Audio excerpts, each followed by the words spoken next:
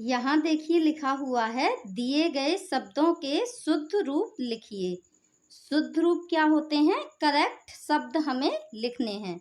जैसे ये दिया है दूल्हा, दूल्हा दूल्हा नहीं होता है, यहाँ हम आधा ला आएगा और बड़े ऊ की मात्रा, इस तरीके से हमें दूल्हा लिखनी है। अब ये यहाँ क्या लिखा हुआ है?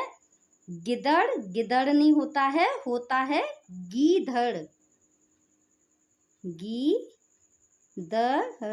गीदड़। अब इसी तरीके से आप देखिए ये है जंगल, तो यहाँ इन्होंने जगल दिया हुआ है, जगल नहीं होता है, होता है जंगल। इसी तरीके से देखिए इन्होंने शूट दिया है, शूट नहीं होता है, होता है सूट। इस तरह ये दिया है ठमुक, ठमुक नहीं होता है, होता है ठुमक, ठुमक।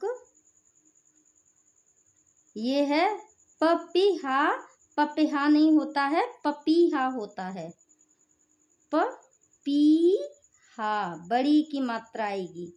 पपीहा ये एक पक्षी का नाम होता है, तो इस पे बड़ी की मात्रा आएगी पा पर। अब ये है हिरन, हिरन नहीं होता है, होता है हिरन। इसे प्रॉपर हिंदी में हिरन बोलेंगे।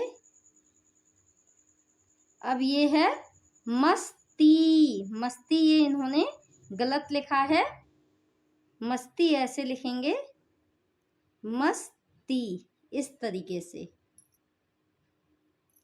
अब देखिए यहाँ लिखा हुआ है तुक मिलते शब्द लिखिए, तो यहाँ है हाथी, हाथी का मिलता जुलता हमें यहाँ पर शब्द लिखना है, तो हाथी का क्या हो जाएगा मिलता जुलता? साथी, हमने साथी लिखा। अब ये है आया, आया का मिलता जुलता शब्द क्या होगा? साया।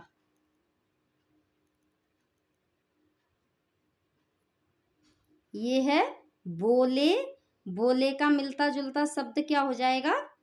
भोले।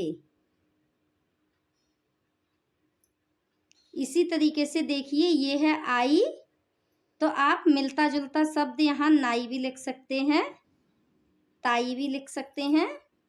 ये है चाल, तो यहाँ पर आप क्या लिखोगे? मिलता जुलता शब्द माल।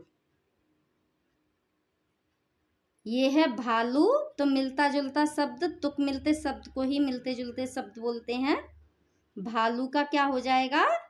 आलू, मिलता जुलता हो जाएगा भालू का आलू, इसी से मिलता जुलता शब्द है।